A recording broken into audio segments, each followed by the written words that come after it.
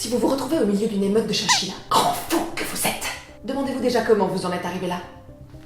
Cette question est importante. Les chinchillas n'ont aucune pitié.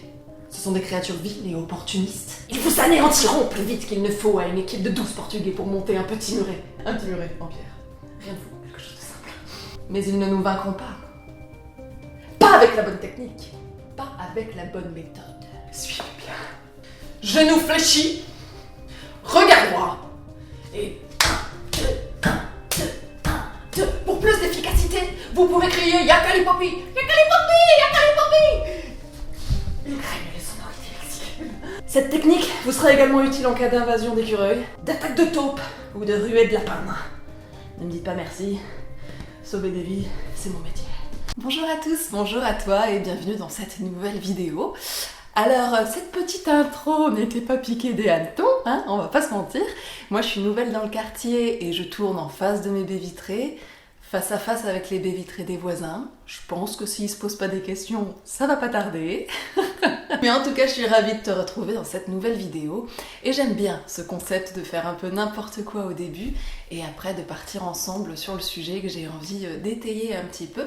Et là, en l'occurrence, le sujet, c'est toutes les nouvelles pratiques. Alors c'est pas vraiment nouveau, hein, parce que les mouvements sectaires ont toujours plus ou moins existé, mais te parler un petit peu, discuter avec toi, éventuellement échanger nos expériences, voir un petit peu les points de vue de chacun, parce que je trouve ça intéressant, sur toutes ces pratiques-là, les stages à gogo, les praticiens peu scrupuleux, tous ces trucs-là qu'on voit, qui font dépenser beaucoup d'argent aux gens et qui ne leur apportent pas forcément un mieux-être.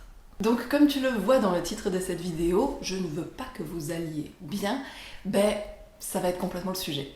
Le mal-être, c'est un business, autant que le bien-être, voire même un petit peu plus. Ce que je veux dire par là, c'est qu'il y a toute une catégorie de personnes qui surfent sans aucun scrupule sur le malheur des gens en leur promettant monts et merveilles et surtout bonheur, santé, retour de l'amour, etc., etc. Mais ce n'est pas du tout leur intention de base. Ils ne cherchent pas à apporter quoi que ce soit de mieux. Ils cherchent simplement à soutirer ce qu'ils ont besoin de soutirer de ces personnes-là. Hey, parce que tu comprends bien que si le business, il est fondé, ancré sur le mal-être des gens, sur le malheur des gens, ils peuvent pas aller mieux, sinon le business s'effondre. Alors j'ai pas fait économie, je fais très peu d'études en bourse, mais globalement, si ton business est basé sur quelque chose, tu vas plutôt avoir tendance à entretenir ce quelque chose. Donc ce qu'on voit là-dedans, c'est la création d'une dépendance où il y a toujours quelque chose de plus à aller chercher, quelque chose d'autre à aller creuser, une nouvelle mission à accomplir, un nouveau niveau à atteindre, un nouveau sujet à explorer, enfin il y a toujours quelque chose en fait. En fait, ces gens-là dont je te parle, ces espèces de gourous, entre des guillemets, mais t'en trouves dans plein de corps de métiers différents, ils agissent un petit peu comme des antidouleurs, c'est-à-dire qu'ils ne suppriment pas le problème initial, mais ils le gomment un petit peu en surface en mettant par-dessus une espèce de baume pour couvrir un petit peu ces manifestations de surface, ce mal-être de surface, et en nous disant ce qu'on veut entendre ou en créant même une réalité alternative, mais ce faisant, on se rend un peu dépendant, ils nous rendent dépendants en fait de cette guidance-là, de cette aide-là et de cette relation-là. Alors il y en a qui le font sciemment, hein, ce qu'on appelle des bons vieux escrocs, et il y en a d'autres, ils croient en ce qu'ils disent. Hein. Alors il n'y en a pas forcément un qui est mieux que l'autre, hein, fondamentalement, puisque l'effet au final c'est globalement le même, mais ils sont pas tous sciemment mauvais, quoi. Juste dans les deux cas, ça craint. Alors je peux te dire deux exemples personnels, moi j'ai eu un petit peu les deux cas de figure. Le premier cas de figure, je pense que c'est un monsieur qui croyait sincèrement en ce qu'il disait. Et je t'explique. J'avais été invitée dans le cadre de la publication de mon livre, le guide de la reconnexion intérieure, j'ai été invitée par un monsieur qui se disait psy et qui organisait des tables rondes un petit peu avec plusieurs de ses patients.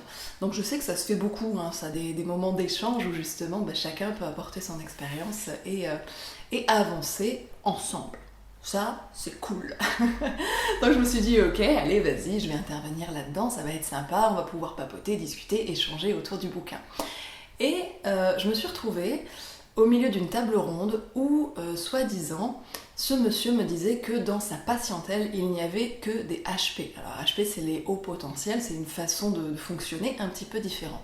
Il se trouve que je suis HP, donc je connais quand même un petit peu le sujet, et entre nous, on a tendance à plus ou moins se reconnaître.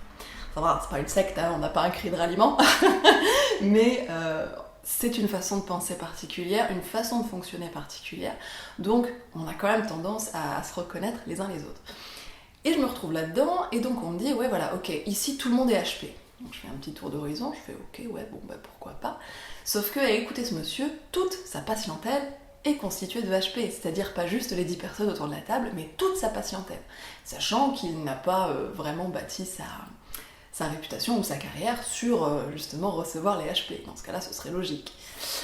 Et en fait, en creusant un petit peu, moi je me suis aperçue, ou en tout cas c'était mon ressenti, que non, autour de cette table il n'y avait pas que des HP, par contre il y avait des gens qui n'allaient pas forcément bien, ça c'était vrai, et que la réponse « vous êtes HP », elle était hyper confortable. Et du coup ces gens-là s'identifiaient à ça et disaient « ouais mais si ça va pas dans ma vie, sur tel sujet, c'est parce que je suis HP ». Si je ne m'entends pas avec les autres ou si je comprends pas ça, etc., c'est parce que je suis HP. Si j'ai ce problème dans mes pensées, de mal-être, enfin bref, tout était parce que ils étaient soi-disant HP. Et c'est hyper confortable parce que t'as pas besoin d'aller chercher plus loin. Sauf que, ben non, en fait. C'était peut-être pas que ça le souci. Donc voilà, donc ce monsieur, il créait, peut-être même sans s'en rendre compte, hein, mais il créait cette espèce de communauté où il se pose un petit peu en gourou, hein, finalement, avec toute sa communauté d'autoproclamés HP qui ne vont pas forcément mieux, mais qui prônent le fait d'être HP pour dire « ouais, je vais pas mieux, mais c'est parce que ». Donc c'est une super excuse, quoi. Voilà, donc ça c'était mon exemple 1. Et mon exemple 2, là par contre, c'est glauque aussi, enfin c'est glauque, ouais, quelque part. Dans l'une de mes dernières vidéos où on parlait des pervers narcissiques, eh ben figure-toi que c'est une super planque pour les pervers narcissiques, tout ce qui est mieux-être, développement personnel, etc. C'est génial. Et là, j'ai connu une dame qui était comme ça, qui créait une communauté autour d'elle, soi-disant basée sur la bienveillance, sur l'écoute de l'autre, sur le développement. Et en fait, pas du tout. En fait, c'est peut-être même encore, hein, je sais pas où elle en est, moi j'ai arrêté de suivre, mais une dame qui était quand même très toxique, hein, dans sa façon d'accompagner les gens, rien que ça, hein, puisqu'il y avait une forme de dépendance qui se créait. Mais si tu veux aller voir la vidéo sur les pervers narcissiques, c'était les mêmes procédés, c'est-à-dire dénigrement avec violence verbale pour finalement encenser, pour finalement revenir. Il y avait ce côté, moi je peux t'apporter la solution et il n'y a que moi qui peux te l'apporter, quoi. Donc voilà. Donc moi elle m'aimait pas beaucoup, hein, donc j'ai jamais eu trop de problèmes avec elle, mais par contre j'ai des membres de mon entourage qui se sont un peu tombés dans le panneau, et ouais c'était chaud, on va pas se mentir. Parce qu'en fait ça agit un petit peu comme une hypnose, quoi. On nous dit ok j'ai la solution à ton problème. Formidable, je vais arrêter de me poser des questions, je vais rusher dans la solution qu'on me propose, et puis merci, bonsoir, quoi. À défaut d'aller mieux, au moins j'aurai des excuses. Mais bref, c'est vraiment si t'as des expériences comme ça, n'hésite pas à les mettre en commentaire, ça peut toujours faire du bien, parce que ben voilà, il y a des tas de stages et de praticiens qui sont formidables, mais il y a aussi ceux-là, hein. Il y a aussi les autres, il y a aussi ceux qui font pas forcément de la bonne publicité à ces professions qui sont assez peu encadrées quand même pour la plupart. Donc là, vraiment, je te parle d'un peu tout, mais d'un peu tout qui joue sur notre intérieur. Donc, c'est-à-dire, ça va être peut-être ça peut être des consultations de voyance, des consultations avec des médiums, de la numérologie, mais des psys également, du développement personnel. Développement personnel, ça le vend en poupe, mais c'est pareil, on voit tout et n'importe quoi. Ça peut être en communication animale, ça peut être en connexion chamanique, ça peut être plein de choses. Mais c'est souvent quand même des choses qui ne se voit pas forcément à l'extérieur, c'est souvent du travail à l'intérieur, parce qu'à partir de là, on peut dire ce qu'on veut, la croyance est libre, tu vois ce que je veux dire. Disons que si c'est un artisan dans le bâtiment qui te dit des monts et des merveilles, tu vas peut-être le croire au début, mais assez rapidement, si t'as pas un truc qui se construit physiquement, tu vas commencer à te poser des questions, hein. Donc sur de la construction physique, tu vas vite te poser des questions, en tout cas j'espère. Mais intérieurement, c'est différent, c'est beaucoup plus insidieux, donc nécessairement, c'est un super créneau à prendre si t'es un petit peu escroc sur les bords, quoi. Alors encore une fois, je te le répète, hein, ils ne sont pas tous comme ça. heureusement, il y en a des bons, il y en a des très bons, il y a des authentiques, quel que soit le domaine abordé, tout ce que j'ai dit avant, que ce soit la voyance, la médiumnité, la communication animale, des psys, il y en a des tas qui sont formidables. Tout en sachant qu'il ne faut pas tout confondre, hein. Des fois le courant ne passe pas avec une personne et pour autant c'est une personne très compétente. Il faut trouver aussi le bon interlocuteur parce que ben voilà, on n'est pas tous sur la même longueur d'onde, on n'a pas tous la même façon de communiquer, de s'exprimer, de se comprendre, d'imager les choses, donc voilà, il faut trouver le bon. Mais c'est pas parce qu'on s'entend pas avec lui qu'il n'est pas forcément bon dans son métier, il faut pas tout confondre. Donc en résumé, il y en a qui sont très bien, mais il y a aussi les autres, les charognards, qui à défaut de se repaître sur des carcasses, se gavent vraiment sur le malheur des gens. Voilà, donc je te fais un petit résumé. La première chose, c'est que quel que soit le domaine, on ne peut rien te promettre. C'est un red flag, un vrai red flag. On peut rien te promettre. On peut pas te promettre que tu vas aller mieux. C'est pas possible parce que c'est ta décision à toi. Ça vient de toi. Si tu veux aller mieux, ce sera par ton action à un certain niveau. Donc on peut pas te promettre quoi que ce soit. Ni l'argent, ni la gloire, ni l'amour, ni un mieux-être. Rien. On peut rien te promettre.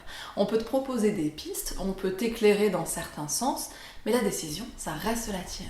Donc si déjà on commence à te promettre des trucs de fou, pose-toi des questions. Ensuite, si tu as le sentiment pour des stages dans des communautés, etc., que tu as vraiment une personne qui sort du lot, qui est au-dessus du lot, et que les gens la suivent sans forcément se poser de questions, pose-toi-en avant de mettre les pieds là-dedans. T'as le phénomène un peu gourou, hein. Là où il y a du monde, on a tendance à vouloir y aller. Mais là où il y a du monde, c'est pas forcément un endroit où ce qui se passe est bien, où il y a des vraies vérités qui circulent, et où ça va être bon pour toi. Donc, pose-toi les bonnes questions. Est-ce que cette personne qui est mise au-dessus du lot, c'est vraiment quelqu'un avec des bonnes intentions et qui me laisse mon libre arbitre et qui peut m'apporter quelque chose par sa présence, par ses enseignements, mais qui pour autant n'a pas ce côté gourou et je vais te soutirer de l'argent et je vais te faire boire mes paroles pour éviter que tu te poses des questions et juste t'apporter des solutions. Faisons la distinction entre les deux. Des gens qui t'invitent à te poser des questions et des gens qui t'apportent des solutions toutes cuites. Voilà, c'est pas... L'un est plus confortable que l'autre, on est bien d'accord, t'es bien content d'avoir ta solution, mais bien souvent il faut qu'elle vienne de toi. Donc si c'est tout cuit, que ça va dans ton sens et que quelque part c'est plus confortable comme ça, pose-toi des questions. Bien souvent, le chemin du mieux-être, il passe par un moins bien-être. Hein. Faut aller creuser, il faut aller remuer le cracra dans le fond. Hein. Donc si c'est confortable tout de suite... Un autre red flag, c'est s'il y a toujours un niveau de plus à obtenir. Genre t'as fait un stage, ben on te dit que la clé de l'enseignement ça va être dans le stage suivant, et puis finalement c'est dans le stage suivant, et puis dans le suivant, etc. Ce côté addiction au stage, il faut toujours que j'en fasse un petit peu plus parce que ben, j'ai pas encore acquis le savoir que je devais avoir. Oui, c'est possible, il y a des stages par niveau, il y a des tas de choses, mais encore une fois, est-ce que vraiment on t'encourage fortement à le faire et que t'as pas trop le choix dans le fond, ou en tout cas que t'as pas trop l'impression d'avoir le choix si tu veux aller mieux, ou est-ce que juste c'est une proposition de monter les échelons bien tranquillement et de faire les stages à ton rythme. Voilà. Après, n'oublie pas de te renseigner sur les qualifications. Aussi, qui c'est qui te propose cet accompagnement, ce stage, etc. Est-ce que c'est une personne qualifiée? Est-ce que c'est une personne qui a des retours qui sont cohérents, positifs? Alors attention, tous les retours ne sont pas forcément positifs, mais est-ce que tu la sens bien?